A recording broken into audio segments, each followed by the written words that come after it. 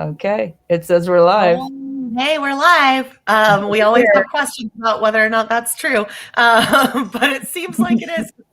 The little thing is counting for us now. So, as usual, I am extremely excited to talk about suicide with everyone tonight. Thanks for being here, Vikki. I'm going to have us do a little round of introductions really quickly. We'll all introduce ourselves. But before we do that, because sometimes it happens in my introduction or in other people's introductions, can we put our rating up, Des? We are rated R for language terror and some disturbing images. So if you're young, like, I don't know, you can still watch probably, but theoretically get your parents to support you or something if that's a thing that is useful to you. So I am Jess. And I love to talk about suicide. I am a mad queer feminist witch and care worker, and I'm the director of program development at Rocky Mountain Crisis Partners. We run the crisis and peer support lines for the state, as well as the sexual assault hotline and a bunch of other things. You can check out our work if you're interested. I'm in so-called Denver, which is land stolen from the Arapaho, Cheyenne, Ute, and Sioux people. And I've spent my career really focusing on trying to build pathways to intersectional justice-based emotional support for people who have been harmed. And I believe in mutual aid and disability justice and abolition as a part of suicide prevention work in our communities. And you all know that I like to talk about epistemology and capitalism and ethics every chance I get, which is why I'm super excited to have our guest on tonight. So Des, do you want to introduce yourself and then we'll do Vikki? Yeah, I mean, I'm never going to write down my intro at this point. I have to be the messy one in comparison. I have to write it down or I just say weird things. So it's got to be written for me. You say weird things anyway, but fine. So I'm Dese'Rae Stage. I am in so-called Philadelphia, Lenni Lenape territory. What do I do? For the past 10 years, I've run a project called Live Through This, which is a series of portraits and true stories of suicide attempt survivors across the U.S. If you want to see that work, it's at livethroughthis.org, all words spelled out. I obviously production for this disaster here. I just started another podcast called GTV. What else do I do? We have a self-injury website. We do have a self-injury website. We do a lot of things. I don't know. We do a lot. So that's why I just never know what to do with my intro. I do stuff and then I don't sleep very much. To everything as long as it helps people, which is that's the problem that we find ourselves in. And sometimes it's great. Vikki, do you want to introduce yourself? Yeah, thanks so much. First of all, I'm just honored to be here. I am in the territory of the Musqueam, Squamish, and Tsleil-Waututh people. Coast Salish people in what gets called Vancouver. This land is unceded, meaning there were never territories here, never treaties. None of this land was ever given away or surrendered. So that's all really hopeful. We have a lot of Indigenous resistance in these territories. So I want to start with my accountability to being on these territories as a white settler. My people are from Newfoundland, Ireland, and England. I guess I'm an adjunct prof and I have a PhD, which is kind of terrifying in a way, given my critique and radical, dismantling of educational systems in particular, given today, in terms of who gets seen as experts and how we, talk about being, quote, client-centered while we continually center experts. So it's weird to be engaged in that. I do think there's, like Bell Hook says, there's a place for radical theorizing in all, sites. Mostly I think about myself as a social justice activist and a direct action activist. And my work but I'm a clinical supervisor of, quote, therapists, and I'm seen as a trauma expert. I guess I publish a lot and travel around the world and teach this shit, but I don't really believe in trauma. I believe people are oppressed and they respond to that, and it's always acts of resistance. So I'm a very anti-psychology psychotherapist. But I see my work as trying to bridge the worlds of direct action, social justice activism, and the stuff that gets called community work or therapy or community work or whatever. Yeah, that's kind of quickly me. I have a website and I have a lot of shit on it that's all free. So Yeah. Yeah, it's An wonderful. article.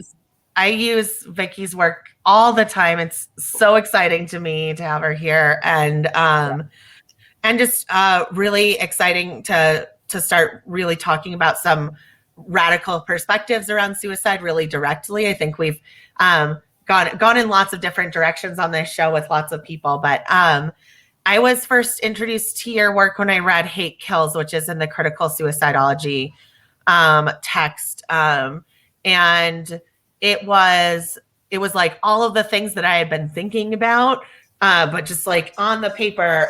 So I'm interested in what brought you to start thinking about suicide, or made you interested in suicide as sort of a topic to write about and think about. I wanted to start by saying, like, I just got like really I got a bunch of feels as I'm hearing you talk, Jess. I know you and Dese'Rae both have lived experience, and this is very tender. The people I want to be accountable, if you're saying, you want to talk about ethics, I had a ethics prof say that every course I ever taught was an ethics course, which I really felt respected by that read.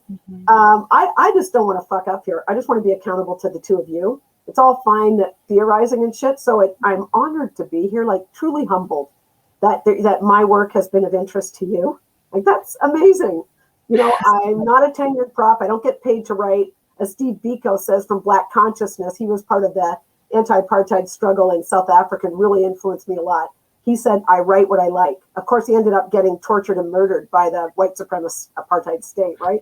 Yeah. But I write what I like. I try to stay ethical and only engage in things I want to do. So I never liked the language of suicide. I have never easily said the word suicide or heard it. Every time I've ever heard that, even when I was a youth counselor and didn't have a lot of theorizing behind me and a lot of language, there was something about it I found so fucking jarring, and frankly, it just outraged me. I just remember the first teenager that died, a first youth that died, and I just remember someone using the word suicide, and I said, just don't fucking use that word. How dare you? How dare we? How lovely. Now we've got a psychological term that can blame this person for their own death when we know everyone conspired to make sure this youth was not belonged on this planet, right? So how I kind of came to this is, I remember working, so I've been the clinical supervisor at a center for survivors of torture. I work a lot I've done death row work. I worked for 20 guys on death row in the United States, even though I'm a Canadian. And I've been the spokesperson for things like Amnesty International and other anti-death penalty programs. Talk abolition to the 100th degree, right? Let's stop fucking all of it. Like, just beyond defund the police, Yeah. But while I was in those conversations, this is long before I was a therapist, I was, quote, just an activist. And I remember there being these conversations in the United States, which just amazed me that this passed for a reasonable conversation about guys on death row choosing execution, that it was voluntary execution, that they gave up their appeals because they were being tortured, right? And I can tell you from work with survivors of torture that when people are tortured, they don't get to decide that the torture is going to end.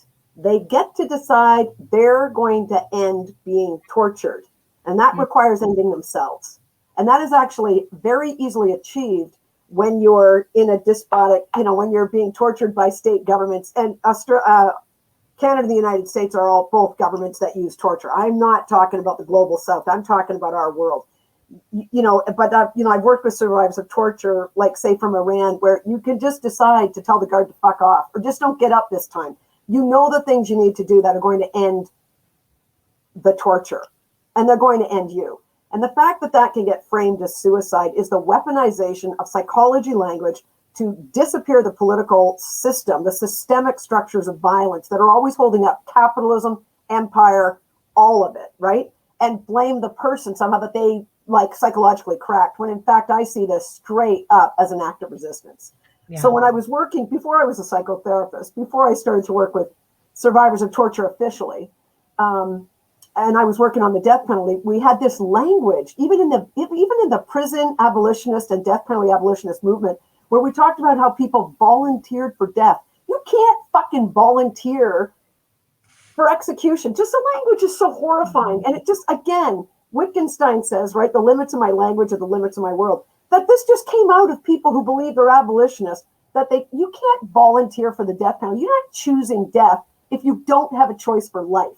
They're going to be tortured until the state decides to kill them. If you decide to give up your appeals and get executed now, that is volitional. That is siding with the ethical principle of autonomy versus paternalism. Autonomy being trusted to run your own life. Like, that's the only choice they've got, is to decide when to die. They don't get to decide whether or not they're going to live. So that language, so, to get back to your question, Jess, I started to take that. I just remember interrogating the language practices we had in the abolitionist movement, saying, what are you talking about? Volunteered for death? Fuck that. No, this person is being murdered by the state and they are choosing the time. And they're like, well, that's awkward language. I'm like, I don't care if that's awkward language. Like, fuck smooth language, right? So that's when it first came to me. But I'd say after that, working as a youth counselor and being involved with youth who, quote, committed suicide, and having this disruption in my body on a visceral sense, saying this is wrong. But when I became the clinical supervisor of the Center for Survivors of Torture, I remember my first person who died of torture at their own hand. That's the way I'll language that. Yeah. I remember walking in and someone said, oh, this guy who was Iranian and a Zarathustra guy, like, he committed suicide. And it just came right in my mouth. I said, do not use that violent language against this person we love. How dare we? Let us refuse that language. That is not what happened. When you say a survivor of torture committed suicide, what you are doing is disappearing the political context of the terror and the violence that's ongoing. Torture does not end. And then secondly, this idea that then the question, psychology moves the whole dialogue into, oh, yeah, suicide. So how did he die? Was it hanging? Was it pills? And it's like, no, he died by torture. The people who tortured him are responsible. The government that sanctioned the torture and gave him impunity are responsible. And all of these corporations, backed out by white empire and supremacy, that are the reason, the mechanisms for all this torture, they killed him. They murdered this guy. It just took 6 years for him to die of it. But it's the torture that actually, he resisted this for 6 years and lost his battle after 6 years. So it just seemed to me, from a social justice perspective, taking on my work as a direct action activist as opposed to as a therapist, just seeing this as an act of resistance, and how dare we weaponize psychology language to do all those things the language of psychology does. Blame the person for their own death, move the discourse into, oh, was it anxiety? Was it depression? All this psychobabble for how we blame the person for their own death. I mean, I know you guys know all this. But just like, and that was 30 years ago, and nobody was talking like that. But I was like, I have never used the language of suicide, and I never let anybody talk to me like that. I'm like, that is offensive. It reminds me of Lenny Bruce when people say, why do you swear so much? All of us are rude, right? We all swear. What's offensive is the language suicide. It is absolutely brutalizing and offensive, right? Yeah. I think what resonated so much for me when I was reading that is that, when I was, I spent lots of times in involuntary treatment, like psychiatric incarceration, whatever. I felt tortured by psychiatry, I feel like. I had things, really horrible things, the worst things that have ever happened to me, all happened in the name of like help, right? And so what was so powerful for me in reading that, in reading Hate Kills, was that it was like, oh, somebody's recognizing that like that suicide was just a way for me to have control in a system. It was the only piece of control that I have in a system that is trying to kill me all kinds of other ways. And it was like, it made me feel really seen by someone who like also does this work, and that was so powerful, because so much of the industry, the suicide prevention industry, is built around this idea of like saving people, and all the things that we do in the name of saving people are brutal and torture and horrible, instead of just like making space to be with people and like witness their suffering and then try to help them find pathways to feel a little bit less suffering. So being able to shift that dialogue and to like talk about the power dynamics that are at play in people's like living and dying is so important. And something that the field, anyone who, anyone really working in that psychiatric industrial complex, like they're sort of perpetuating that whole system by aligning with that language and divesting it from power as if they're not all intertwined. Yeah, no, thanks for that. I think about, so the article is called Hate Kills, a social justice perspective on what gets called suicide, Yeah. And what happened is there's some amazing professor at University of Victoria, Jennifer White, and she's working alongside Johnny Morris. And we've run into each other bunches of times. And I was given a talk at the University of Victoria as a guest prof or something on what I was talking about was the criminalization of dissent at universities and academia's role in activism and activism's role in the academy and problematizing this. And one of the things I just threw out is hate kills, nobody kills themselves. And Jennifer White was listening to the whole thing and just latched onto that and said, oh, wow, that's interesting. And so Jennifer White and Johnny Morris, who all their work is in the stuff that gets called suicide, which they also have, and they have articles in that book too. They're brilliant. So they asked me, they coordinated and tried to make space for my voice at the National Suicide Conference. It might have been an international suicide conference in Vancouver. And I was like, you don't want me. I don't know much about suicide. I really don't work in this. It's never language I like. And they're like, no, we really want you. And I said the thing you guys always say too, right? I said, look, I'm rude.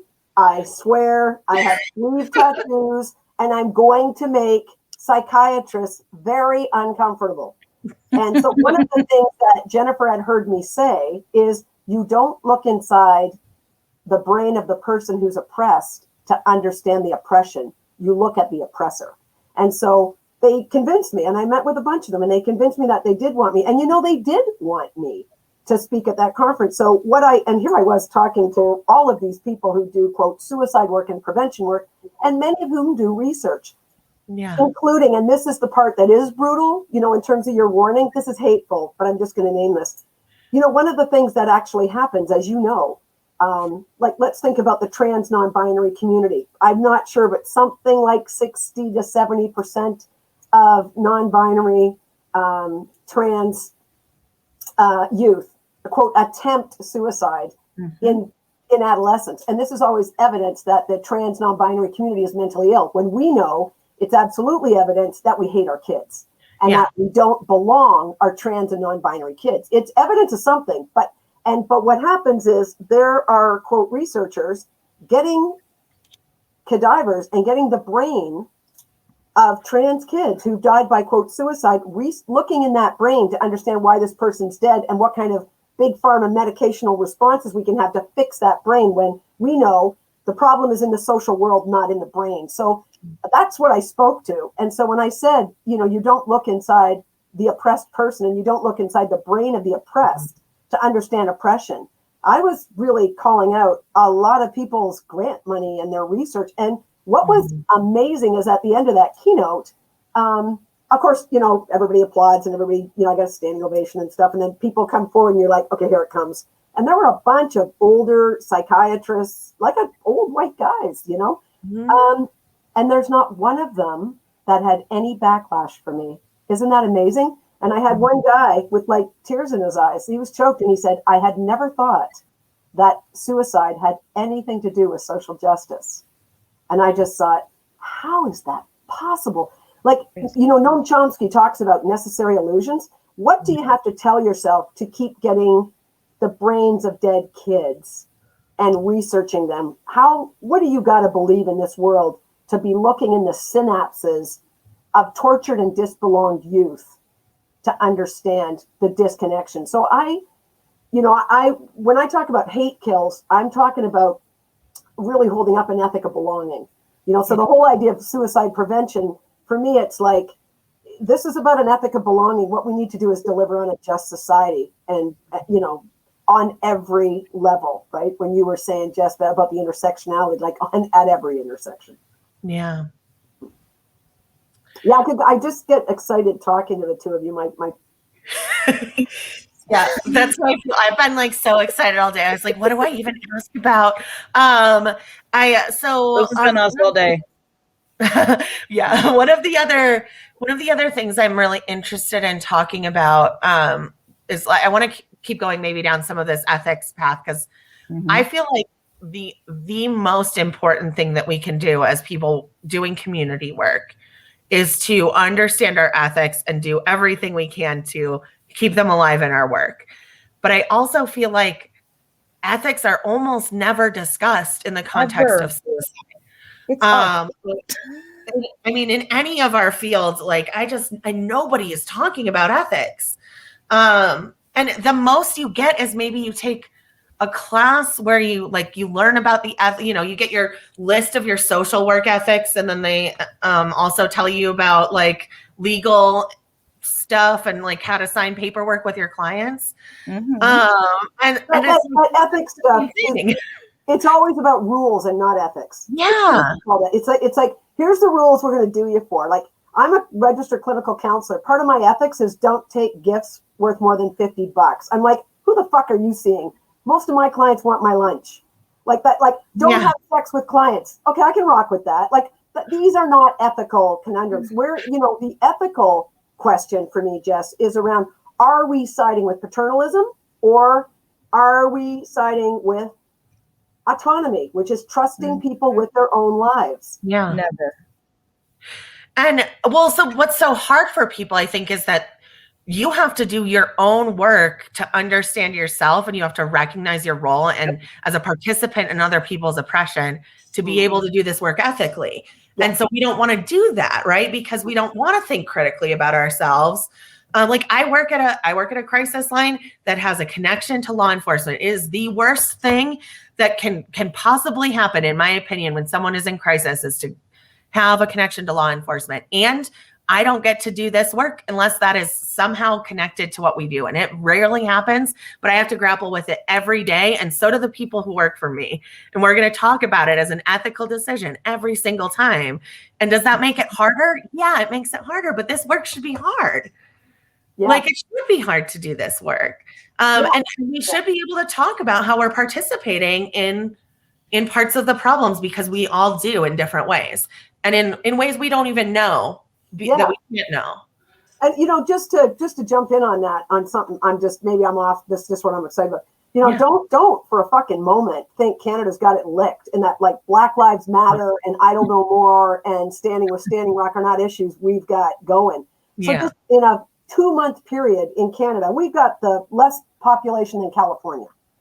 In a 2-month period, 6 people were shot dead by police in Canada on a, quote, mental wellness check. Yep. So what are we, so first of all, in terms of defund the police, why are we not sending Dese'Rae and Jess if someone's struggling? Why are we sending 2 cops with guns? And in one case, Chantel Moore, an Indigenous young woman, about 5'2", 120 pounds, someone else called on her, because of their concern for her mental wellness. Right. I believe it was more, but it might have been at least 2 cops show up at her door and are unable to keep themselves safe from her. And so they shoot her dead. And her grandmother said there were 5 bullets in her body. This is the stuff that passes for suicide prevention. Right. When people don't understand the violence inherent in these kind of responses, the police are woven into absolutely every aspect of education, health, like they're intrinsic in this shit, And so when we talk about defund the cops, I'm like, get them out of the suicide business, because they kill people. Yep. They kill people. So it's not a suicide, it's a homicide by a cop. And of course there's going to be there was a kerfuffle, but this is, and I'll just say one other thing about that. And in Canada, during that same period, a whole bunch of white people had mental health checks, and the police managed to not kill any of them. So it's the racism inherent in that, but yeah, there's just so much. But the other thing that I was just going to say, like, that's just one short period of time. And then, of course, the head cop in Canada was asked about this, and they said there's no systemic racism in policing in Canada.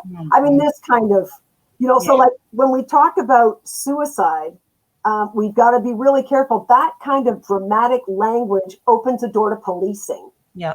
So when Dean Spade's talking about mutual aid projects, I talk about solidarity teams and stuff. I talk about having a Howl at the Moon person when you go, I don't use the language of suicidal, but there are times in all of our work and lives, we're going to be what I call professionally batshit crazy.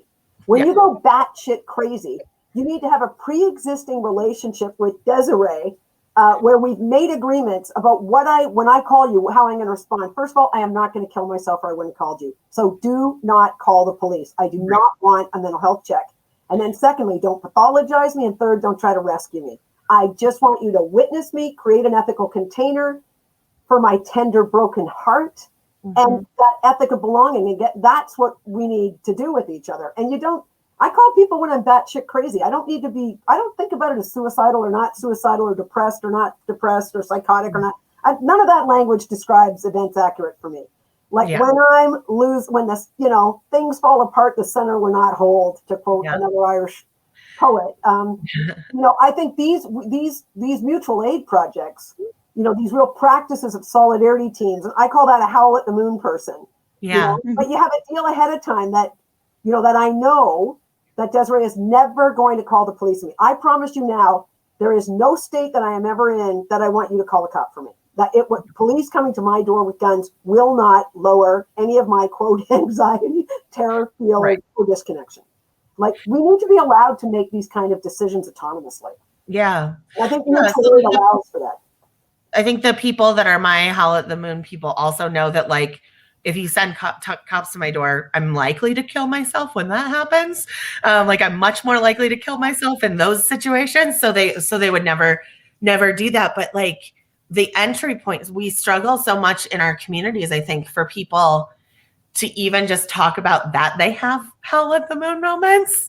Like, we can't even go there. We can't even talk about, like, these are experiences that I have, and here's what I need from you. In those moments, we're so stuck in, I think within the the professional community, I guess, we're so stuck in this idea of like somehow the work is not supposed to affect us, or like that we're not part of it or connected to it, right? That's like this idea of like being up on this other space where we're protected from the work. If we're good at it, we don't get affected. Keeps us from doing the right combinations.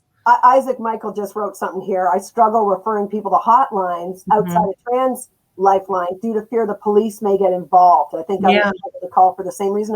And hey, Isaac, I think you should be skeptical. I think that's a very hopeful skepticism. And I really salute the work that you're doing, Jess and Dese'Rae, to try to create these spaces for real dialogue, not to get too like academic about this shit. But I just think about that Howl at the Moon thing. Here's the other thing. If I'm talking, especially to a colleague, I don't want the professionalism you're calling the suicide industry, right? And the suicide prevention industry. I'm calling somebody because I'm howling at the moon. I don't want them on fucking Google looking for a suicide checklist, and I'm gonna look that shit crazy. Like that is not what I'm asking you for. I'm in spiritual pain. I'm calling you because I'm required to do stuff that's not ethical. I'm not calling you because I'm going to end me. Like, if I'm going to end me, I'm not going to call you. Like, I wouldn't implicate you in that. Like, I am calling you for a specific purpose. This is mutual aid. I call these solidarity teams. This is an agreement we've made ahead of time.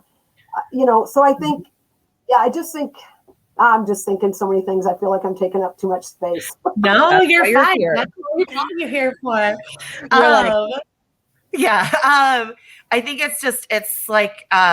it's exciting to talk with someone who has these similar perspectives every time. And we had Jennifer White on here actually before too, and she was excellent too. It's so nice to hear someone who does community work in the way that you do community work, with the kinds of letters that you have, people that say this stuff, because that really does matter, right? Because some of the ways that we're when I interact with the academic community, I can put on, I know how to put on the like academic language. I know how to use those discussions. I can talk about like epistemic justice if we want to use those words, whatever. But being able to have people sort of cross those lines in both directions really matters, I think. Yeah. Thanks so much for, like, one of the things I'm thinking about, and maybe I've jumped on to the what's your beef. Oh yeah, we could switch to beef corner. You want to switch to beef corner? Yeah, we can switch to beef corner. I would love to hear because it's your beefs with academics. No. Oh, okay. No, it's even bigger. Video. Oh, it's like, which beef video are you going to show? I'm waiting for Dese'Rae to put on the beef shit. Like, yeah, put on the beef shit. That's oh, there. Oh, we got this. It's just my favorite video from before famous. This is the beef. I love that she's so extra famous now. This is the video for a song called "Bitch, I'm a Cow." Nice. So here's my beef. My beef is with the prison industrial complex and the way we weaponize, quote, suicide to further torture people. Yes. And that the response to someone having a struggle is to torture them more and isolate them more. What we do know about the stuff that gets called suicide is suicide has to get you alone to kill you. And, and so we isolate people, right? And then again, the United States and Canada and Australia have been called at the United Nations to talk about like the use of torture, really, that actually our practices of solitary confinement in prisons is actually torturous. And all of our countries have done the same thing and used this linguistic, my beef is with the fucking use of language, right? Like the psychobabble language and the prison industrial complex language where they say we're not using solitary confinement, we're using administrative segregation.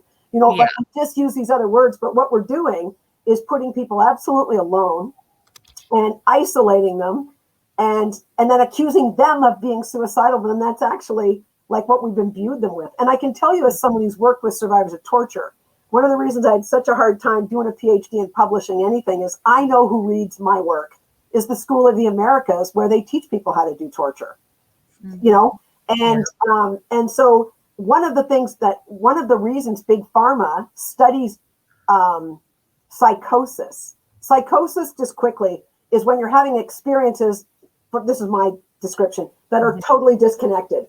So Jess is saying to me, Vikki, I'm fucking drowning, help me. And I'm right there saying, Jess, I'm right here for you. And you're like, why are you not fucking helping me? Like no words can touch you, that huge human disconnection. What Big Pharma is interested in the School of the Americas in terms of studying psychosis is one, to get medication to cure it, to make a Big Pharma response, when really the response is that ethic of belonging I was talking about, a just society. That's where we should be going. But secondly, torturers want to put people in a state of psychosis because that's the real torture. The real torture is disconnection from the human family, where you feel like if I scream for help and Dese'Rae's right there, they're not going to help me, right? So my beef is with the prison industrial complex torturing people by accusing them of being suicidal. So making people crazy, putting people into conditions in which you cannot present or perform yourself as, quote, normal. Meanwhile, of course, the DSM-5 has 800 ways to be crazy, no normal. So here's a person who's failed to be normal. They're institutionalized in what I believe is absolutely fits with the definitions. The prison industrial complex in America and Canada, every single person in there, it fits within the descriptions of torture, political violence and torture by the state. I don't mean this as an adjective or a metaphor. This is fucking real. And then you accuse the person, you put them in these conditions, and then you diagnose them, right? And you use this mechanism of diagnosis to label them as suicidal so that you can further torture them and accuse them of taking their own life. It's the perfect fucking crime. And that is my beef. That is a beef that I also share. My current beef is more specific, but really connected to that, which is that as in the United States, we've passed a law to make a single number, like 911 is our emergency number. Now we've created a single number that you call for crisis intervention. And it's 988 is going to be the number.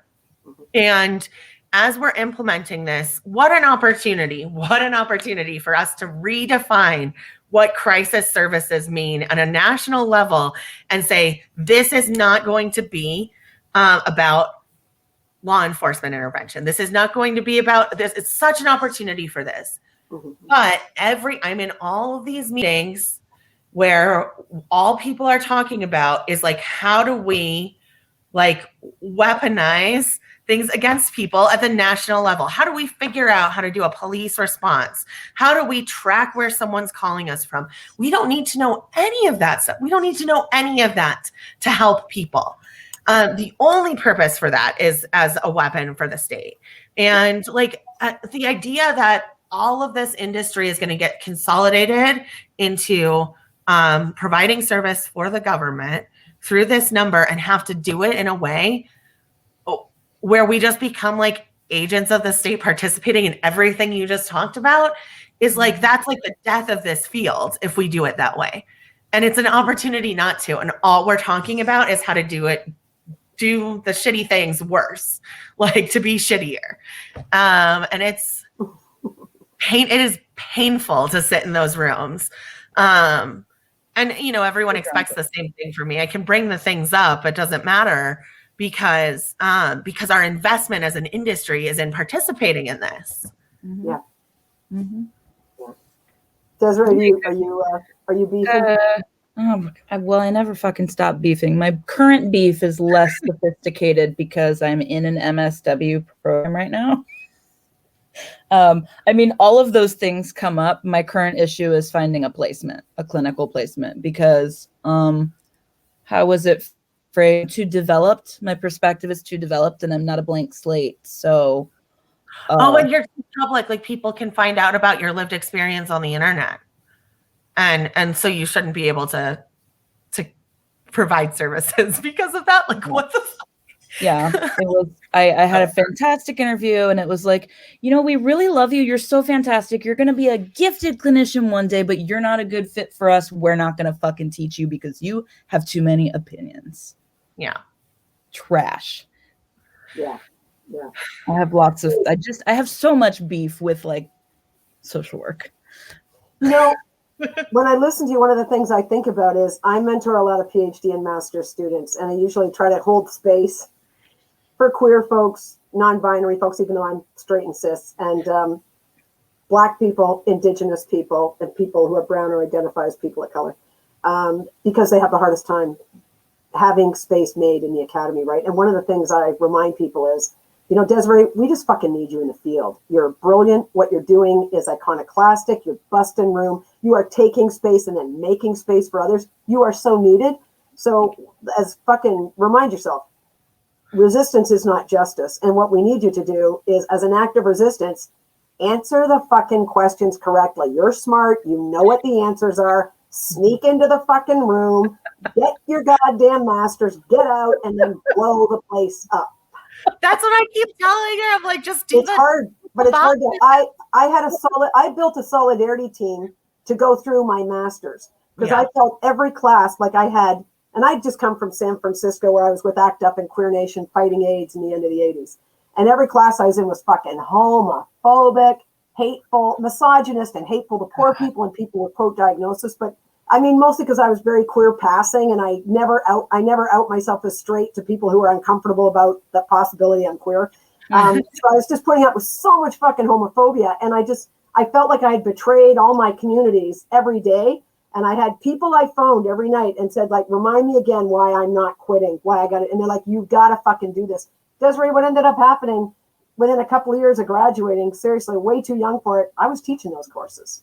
Seriously, that's why I got a PhD and became a professor, to change some of that shit. And then the question I'm always asking is, what is the best use of me? The best use of me is not in the academy, but things like Jennifer White pulling me in to give a talk, to write an article, you know what I mean? And then get back to I'm a practitioner, man. I want to be with people. Yeah. But anyway, I feel for you, Dese'Rae. I just feel that isolation and torment and attack.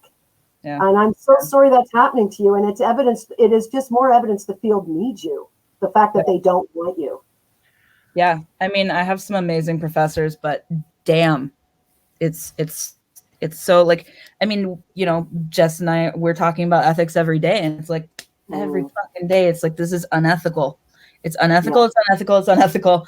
I don't know what to do. Like, yeah. So that's my beef right now. It's I guess one other thing I think is at the center of this is in terms of like trying to have a decolonizing practice or be informed as a white settler person and trying to be accountable to protocols and territory. The language of Indigenous suicide, the amount of, you know, it's amazing. Indigenous communities with no running water in my province, you know, no health facilities, no education there, where the youth have to fly out and go to schools and other places and shit. And then we accuse those communities, not just of addiction, but also like of heavy levels of suicide. And it's like that language of suicide being used to disappear. This is an ongoing attempted genocide. I get that language from Riel Dupley-Rossi, who's a two-spirit Indigenous therapist that I've co-written with, but that it's an attempted genocide, that Indigenous people are still here. But that once we have enough Indigenous youth dying of the stuff we can call suicide, as opposed to calling it genocide, ongoing genocide, then we can put a bunch of people like me in a plane, fly them into these communities at great cost and shit. And then I can run, I don't know, therapy groups or something. Whereas if you ask this community what they want, they'll say, we need running water. And we need to have a school so that our youth can stay with us on their land, with their territory, within their language, connected to their grandparents and stuff. So I think that basically, the way suicide is wielded against Indigenous communities is particularly vile, especially as Canada is talking about things like reconciliation with Indigenous people. You don't reconcile genocide, you end it. Yeah. I was talking about genocide in a different perspective, but that resonates with this for me is people bring up the Tuskegee experiments, which were Tuskegee was that experiment was genocide, and attempted genocide, I guess. But we talk about it like we've created this system of the IRB to fix that, right? To fix the genocide instead of saying like we being accountable for something that we did that was wrong. And now we have this whole institution that exists to tell us that we're doing things that are right while we're still doing genocide, right? So we have an institution of white people to tell us that it's okay to go do like white people fuckery everywhere. While not consulting. Jess, can I quote you on that? White people fuckery? Is that what that is? Yeah, you can anytime. I'm writing that down and I am everywhere. With that.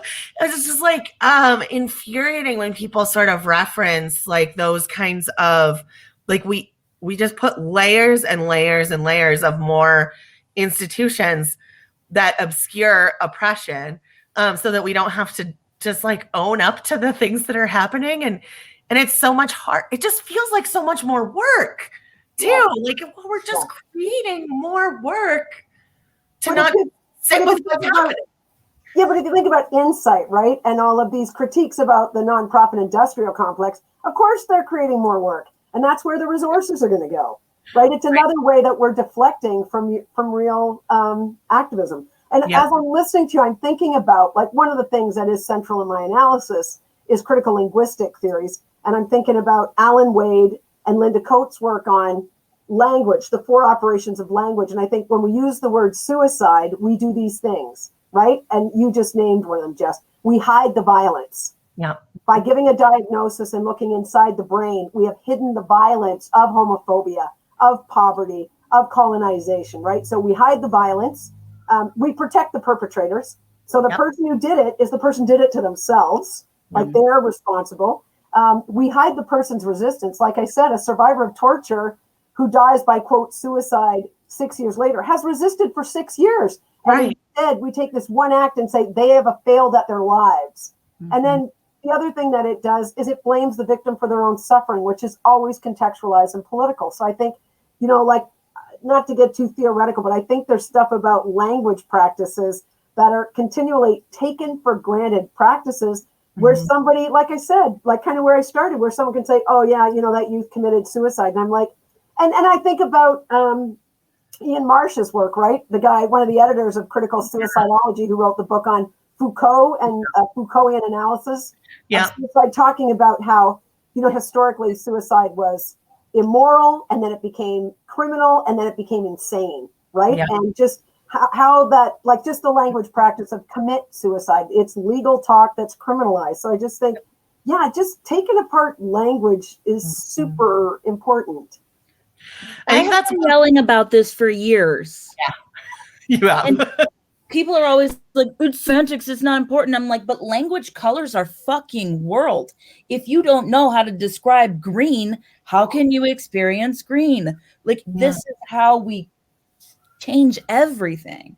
Right. And it's like, oh, it's just semantics. No, it's not. It is everything. No, and words actually do things. Like, words do not kill people, but they create the conditions in which the torture and murder of people can become invisibilized. Yeah. Words do that. Words do that. That's one of the things when Dese'Rae interviewed me for Live Through This. I used your full name. I know. When she interviewed me for Live Through This, one of the things that I talk about that I've actually gotten lots of frustration from the field about is that I said in the interview something along the lines of, like, if I ever kill myself in my obituary, I want people to name fucking names. And that's what I was talking about, is it's not like people don't just kill themselves. Like, that's not what happens. It's about something. And I want that stuff that it's about to, like, exist if I right. And so, like, I think that's because I think suicide can also be part of resistance. I don't think it always is succumbing to resistance or succumbing to oppression in some of the ways that other people have talked about it. That I think it can be a part of that. It's a choice about resistance that we make. And sometimes we're not left with very many good options. So we're pushed into those choices, but being able to talk about the causes of things is really, really matters. And we spend a lot of time trying to protect loss survivors, but I don't think it protects anyone to say, like, something was wrong with this person. It doesn't protect anyone that was left behind. It just makes it this, like, mysterious, scary, deep, dark, painful thing instead of something where we can talk about that person's life and the things that mattered for them and the things that that they didn't get that they should have, and all of those things. Yeah, I'm just thinking, like, one of the things that came up in the talk there was Leah saying suicide is social murder, which I think really fits with my thinking that, that hate kills. People don't kill themselves. Hate actually kills, and hate is social. And I think about the social construction of events. Like, we are actually, you don't self-regulate, we co-regulate. You know, that no one, none of these things exist alone. So I just think about how convenient it has been for psychology and the whole suicide industry and big pharma to, like, the trifecta of benefiting in a capitalist sense and in all these other kind of senses from locating not just the problem, but locating the criminality and the accountability inside the person, right? And I think the other thing, when Jess, when you were talking about, I'm just thinking about harm reduction. When you're talking about that, you believe suicide could be an act of resistance. That's what I'm saying. I have worked with survivors of torture who've told me about other people who were in prison with them, other people who were tortured, who just stood up one day and said no, left their food for other people, said no, and got, quote, killed, and that was suicidal. Like, whenever a survivor of torture tells me that, some of their comrades, like, committed suicide, I take that apart with them. And then we look at that as an act of resistance, and it always allows them, I'm going to cry now, allows them to have that person back in their life. That person did not fail, and that person may have made room for them. And I just think about harm reduction. If we're going to use the language of harm reduction, we need to think, what harms are we reducing? And how dare we judge another person's situation? I'm thinking about David Newman's work as well. You know David Newman from Australia? He also has a chapter in that book. But David's a beloved friend of mine, and he actually critiqued my chapter and helped me get some language right. And he said, one of the things he said to me that I'm holding close right now, because I'm feeling this all over my body, is it's very tender. It's very tender to talk about this kind of end of life. And we have to be careful about everybody. So when I talk about hate kills and that people aren't belonged, in particular, if I talk about queer youth or Indigenous youth, I'm not saying their parents didn't belong them. I'm saying queer kids get so many messages they don't belong in this world. I think that, the tenderness of this is something that is so lost in the trauma industry and the suicide industry, right? Yeah. And so much of our language that we get recommended to use in suicide prevention or suicidology is language that like sort of makes all suicides seem the same, instead of letting that person just be this like individual case. Like we try and talk about how suicides are preventable, but you can't know things that you didn't know at that time to help that person or whatever. So it's all these like sort of big sweeping statements, instead of us being able to talk about like, what did we learn from this person? What did we, what happened in their interactions with the world? How were they valuable? How do we keep them alive with us now? I'm thinking about Lorraine Hedke, who works a lot with death. One of the things she said to me, because I'm working a lot in the overdose prevention sites with just massive deaths. We have 3 times as many deaths from the opiate catastrophe, which is entirely a political deaths by bad drug policy. 3 times the number of people dying of COVID are dying of this. But and so I work a lot with tragic deaths. And one of the things Lorraine Hedke has really informed me about is this beautiful question: how do we carry the dead alongside the living? Yeah. And how do we make space for that person, especially when hate kills? And one of the reasons this person isn't here because they won't belong. How do we refuse and resist their disappearance when they passed and keep them alive? And I love that question, Jess. Like that's how I started. Like, what did you love about this person? What did you learn from them? What difference did you make with them? This spirit of refusing to disappear a person as a political act because they, quote, failed at being a human, which I believe that's what suicide says. You have failed life. And so some of the ways you're talking, I think, are beautiful acts of resistance to, as Lorraine Hedke would say, carry the dead among the living. Yeah. Yeah. We're so scared of talking about death. Yeah. I wanted to talk quickly about Francesco and all of the people in the project who have died. I've interviewed 6 people in the project who have died, 5 by suicide. And people will ask me, what are you going to take them off the site? No, they were here. They were part of this. They're part of this family. They shared, and they had to go one day. And every day they fucking woke up with triumph. Yeah. Day they stayed was a triumph. And it's like, I didn't think of it that way. It's not a failure. It's not their failure. It is our failure that they are gone, because every single one of them fucking tried everything we tell them to do. They tried every single thing. And it makes me so furious. And Francesco is the most recent person in the project, Francesco Belafonte. And if you follow me on social media, Francesco and I had a big falling out on social media over the summer. Died by suicide in November. And I found out in a really weird way, and there was no obituary. There was no nothing. It was silence. It was like he just got erased. Yeah. And I had taken his story down and everything because of what we went through together. But what I realized after I finally confirmed it with his family was that they were trying to fucking erase him because they didn't like what he was doing. And I was like, Francesco absolutely would not have wanted that. He would not have wanted that.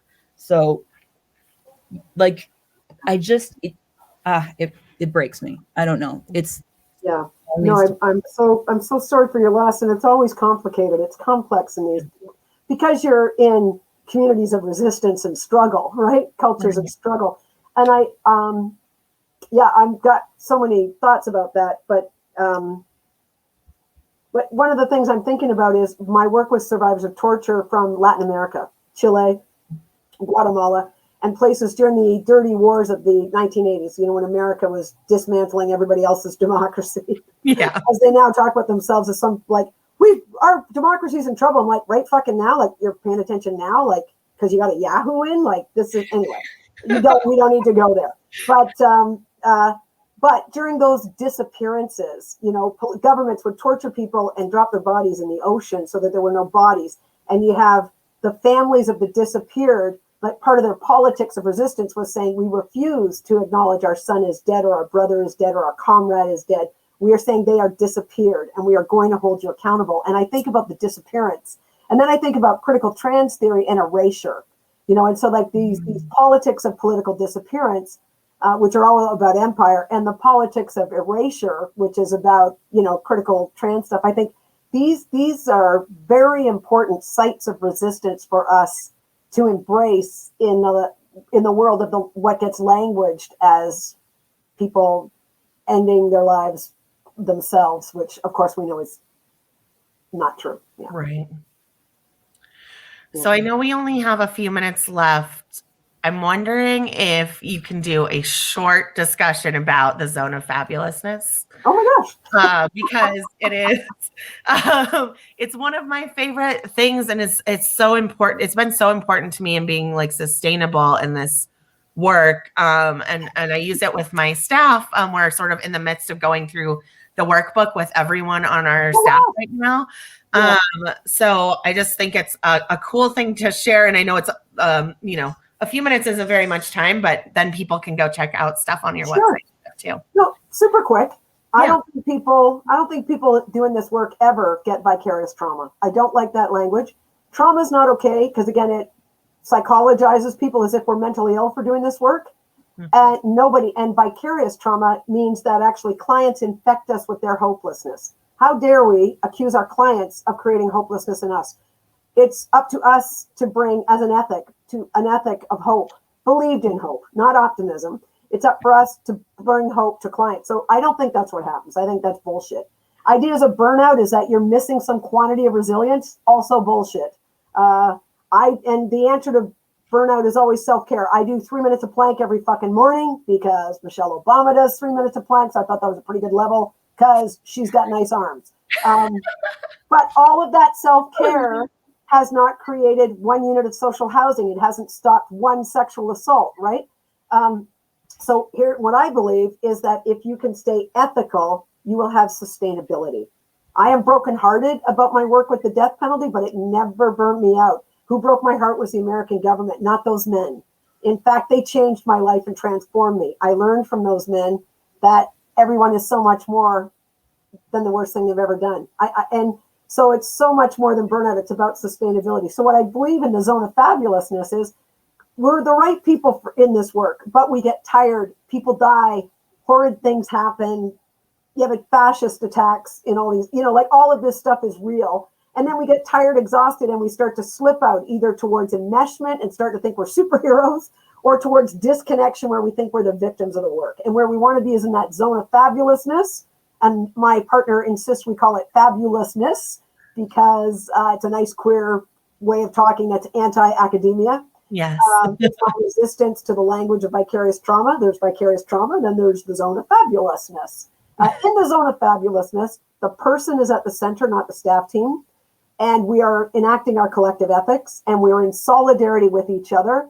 And we're actually answering that question, what is the best use of me? It's not a place where you don't get your heart broken. It's a place where you continue to be of use across your lifespan. That's my 60 seconds. Did I get it? You did it. That was great. Thank you. And I recommend anyone who is interested in learning more about that, take a look at your website. There's a video, there's a workbook, all kinds of things. Because I think, one of the core components for me of being able to be in that space is that we have to own our own shit to do this work. Yeah. So there's lots of internal work to do to get there, but that's what we owe to the people that we're doing this work with. Yeah, and super quick. Yeah. Self-care is fine. I'm writing an article right now with a Maori woman called Self-Care, Absolutely Essential and Essentially Inadequate. You yes. can't fucking change anything for anybody struggling, right? But you have to do it exactly as you're saying, Jess, to have self-reflexivity, mostly to get yourself the fuck out of the way. But usually there's this massive interrogation when you start to talk about how unethical things are, as the two of you always do. You're going to hit over the head with, is that decaf coffee? You're a little agitated, Vikki. Right? Like self-care is essential, but entirely inadequate, right? And what I am promoting is solidarity or collective care, community care. Right? Yeah. And that's why I call my work a supervision of solidarity. Again, my work being none of this is my stuff, right? I mean, the reason I give it all away on my website is, and I copy left my book and everything, is I don't want to participate in consumerism and capitalism. But secondly, like none of these ideas are mine. I just articulate them. This is like just trying to bridge the stuff from social movements that's been useful to me and other folks and bring it into the stuff that gets called community work. Yeah. It's awesome to be able to connect those two things. Because I spent some early parts of my career really trying to separate my like activist work and my community work. And you can't do that. You just end up getting in trouble all over the place. But when we can bring those things together, we can merge them. It's pretty awesome. Thank you so much. That time went so fast. Too fast. It always does. This has been really, really wonderful. I appreciate you being here. Lots of people watched, it looks like, and we'll make sure we get you a video. Anyone have any final things they wanted to say? Yeah, I just want to say my work is really collaborative, and I want to thank everybody who's taught me all the things I know. Some are quote the people who get called clients who struggle with what gets called suicide, also communities of struggle and death row folks, and like just so many people's voices. I just want to be really careful that these aren't like my ideas or anything. Yeah. Thank you. Yeah. All right. Yeah. Yes. I agree with that. Oh my God. We need to have you come back. So grateful for the invitation. I love what you're doing. I could listen to, I just want to listen to you. That's what I've been doing. Love it. Okay. Thank you. Yeah. I'm going to hit the end broadcast button so I can like fan myself not in front of the comment section here. All right.